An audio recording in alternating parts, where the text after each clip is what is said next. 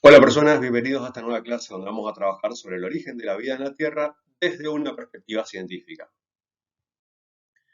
Seguramente tus padres te dijeron alguna vez que si comes demasiadas golosinas te van a salir parásitos, o probablemente hayas escuchado que los hongos provienen de la humedad, o que alguien dijo que el arroz hizo gorgojos.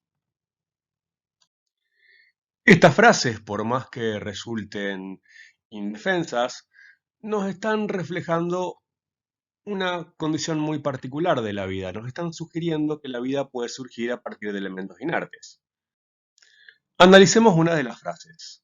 Si comes demasiadas golosinas te van a salir parásitos. Probablemente alguien hizo una observación de que aquellas personas que poseían parásitos tenían una alimentación o ingerían bastantes golosinas o productos que contienen alto contenido de azúcar.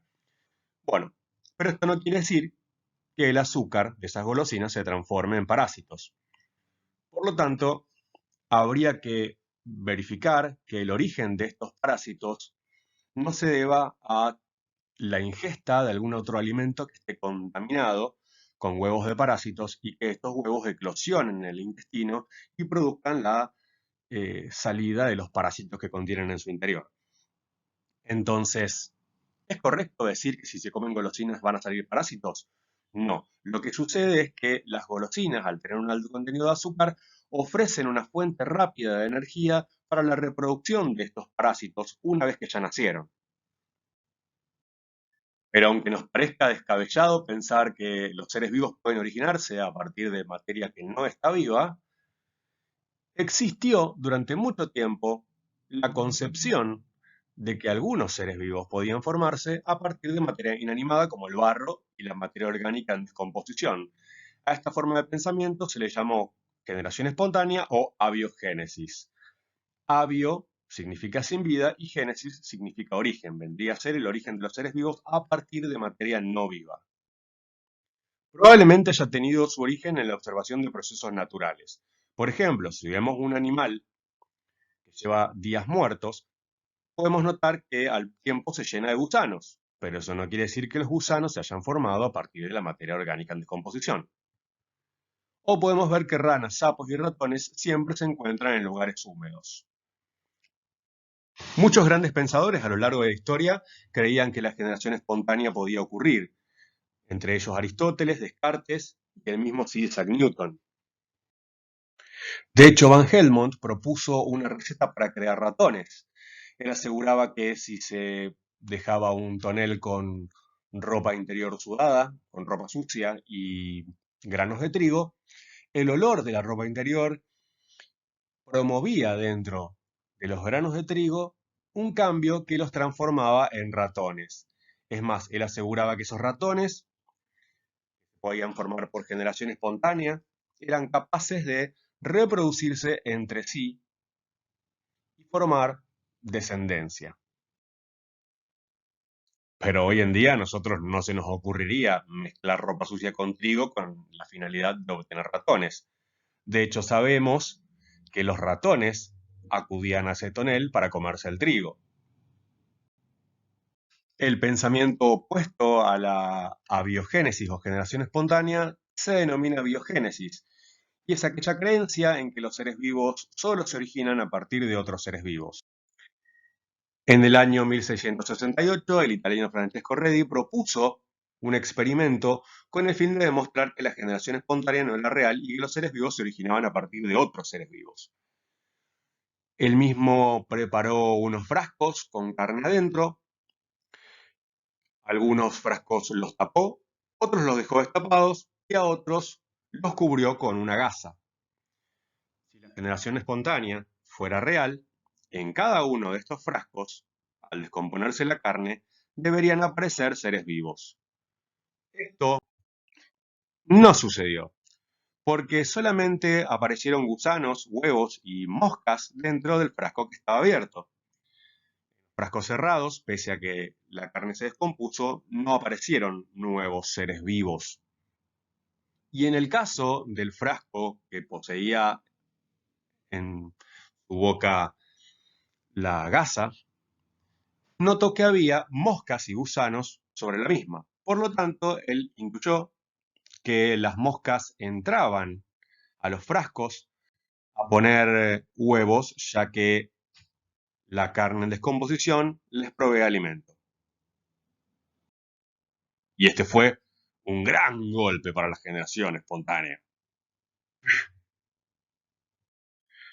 Pero el desarrollo de la microscopía hizo resurgir de alguna manera esta idea de la generación espontánea, porque junto con el desarrollo de los microscopios comienza a descubrirse un mundo nuevo que es el de los microorganismos. Por lo tanto, surge la duda si los microorganismos surgen por generación espontánea. Y en esto tenemos a dos personajes. Uno era el inglés John Needham y el otro era el italiano Lazzaro Spallanzani. Ambos eran hombres de fe. Pero el señor Needham era seguidor de la generación espontánea, mientras Spallanzani creía en la biogénesis. Entonces comienza una gran batalla científica entre estos dos personajes. En 1748, para demostrar su postura, John Needham hirvió caldos de carnes dentro de un matraz para poder matar los microorganismos que este caldo pudiera contener. Luego tapó estos matraces con corcho y al cabo de unos días tomó una muestra, la puso bajo el microscopio y encontró que en ese caldo había bacterias. El científico tomó esto como una prueba de la generación espontánea. Pero Lazzaro Spallanzani, en 1767, realizó el mismo experimento, solo que esta vez, después de unos repetitivos calentamientos para matar los microorganismos, cerró herméticamente los matraces. Como resultado, observó que no había microorganismos, por lo tanto consideró esto una evidencia contra la generación espontánea.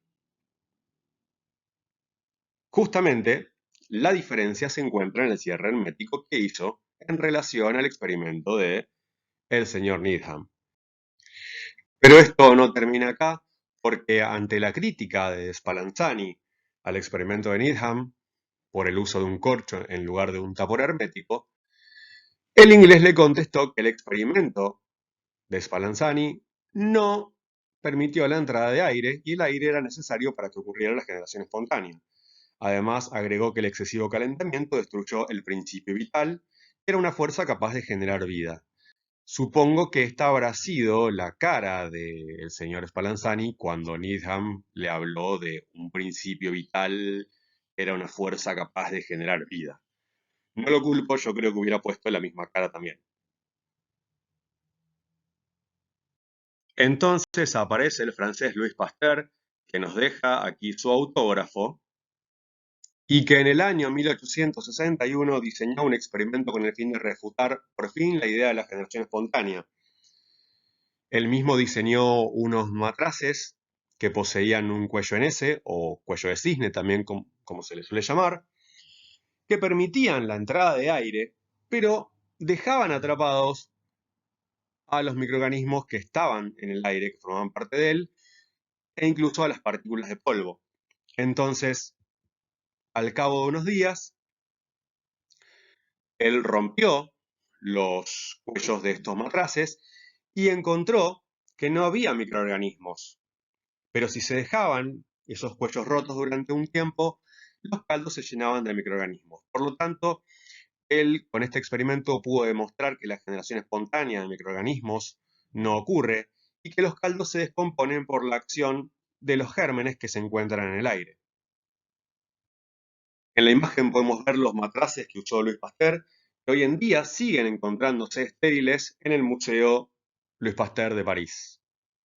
Y sin duda esto fue un golpe capaz de noquear a la generación espontánea. Pero tenemos que considerar que el experimento de Pasteur demostró que no es posible la creación de microorganismos en las condiciones actuales. Pero, ¿qué sucedería en otras condiciones muy diferentes a las de hoy en día? Por ejemplo, las condiciones de la Tierra primitiva. Y entonces es cuando la generación espontánea nos asegura que volverá. Ahora mismo. Porque en el año 1924 Alexander Ivanovich Oparin nos propone la teoría de la síntesis prebiótica, una nueva versión de la generación espontánea. La misma nos dice que en la Tierra primitiva podíamos encontrar tormentas eléctricas, podíamos encontrar una alta temperatura debido a la acción de los volcanes. Podemos asegurar que no había oxígeno respirable, sino que la atmósfera estaba formada por gases como hidrógeno, metano, amoníaco y vapor de agua, todos ellos compuestos inorgánicos, y que además, al no haber capa de ozono, la radiación ultravioleta pegaba directamente sobre la Tierra. Y estas formas de energía provenientes de las tormentas eléctricas, provenientes del vulcanismo que generaba calor, y además la radiación ultravioleta, provocaron la transformación de los gases inorgánicos de la atmósfera en compuestos orgánicos simples, que se disolvieron en los mares. Estos compuestos orgánicos simples, por las mismas fuentes de energía, comenzaron a transformarse en compuestos orgánicos complejos que se disolvieron en los mares. A esto se le llamó sopa o caldo primitivo. Tenemos que pensar en la posibilidad de que estos compuestos orgánicos se hayan asociado entre sí para formar microesferas a las que Oparin denominó coacervados.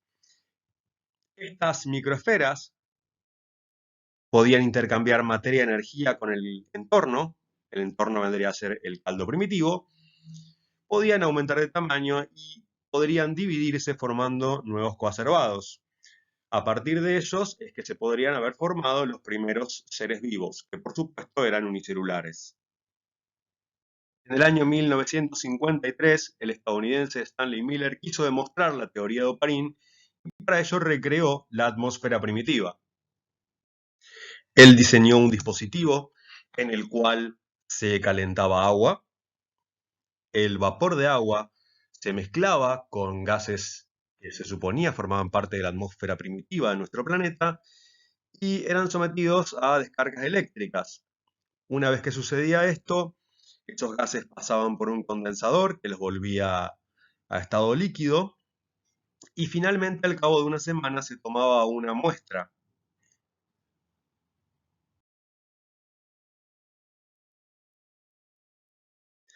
En la muestra solamente se obtuvieron compuestos orgánicos, es decir, no se obtuvieron ni coacervados ni seres vivos. Pero el experimento de Miller nos demuestra que al menos la materia que conforma a los seres vivos pudo haberse formado de forma espontánea, en condiciones de la Tierra primitiva a partir de compuestos inorgánicos de la atmósfera. Experimentos posteriores lograron obtener una gran cantidad de compuestos orgánicos que solamente se encuentran presentes en los seres vivos. Otra propuesta sobre el origen de la vida en la Tierra es la panspermia. Panspermia significa semilla universal y sostiene que los seres vivos o los compuestos orgánicos que forman a los seres vivos podrían haber llegado a nuestro planeta en meteoritos. Svante Arrhenius fue quien le dio forma a esta teoría, pero es una idea que ha estado en la humanidad desde hace muchísimo tiempo. Más o menos lo que podría haber ocurrido es como vemos en pantalla. Aunque la ciencia ficción nos ha metido la idea de que la visita de alienígenas a la Tierra podría ser algo más tipo así. Como argumento en contra de la panspermia, podemos decir que esta no resuelve cómo se formaron los primeros seres vivos, sino que desplaza el problema hacia otro planeta. Por otro lado, muchos científicos afirman que no hay forma de que la vida resista un viaje en el espacio. Otros científicos han respondido a esto argumentando que si hay bacterias que viven en condiciones muy extremas en nuestro planeta, ¿por qué no podría haber formas de vida que soporten un viaje en el espacio?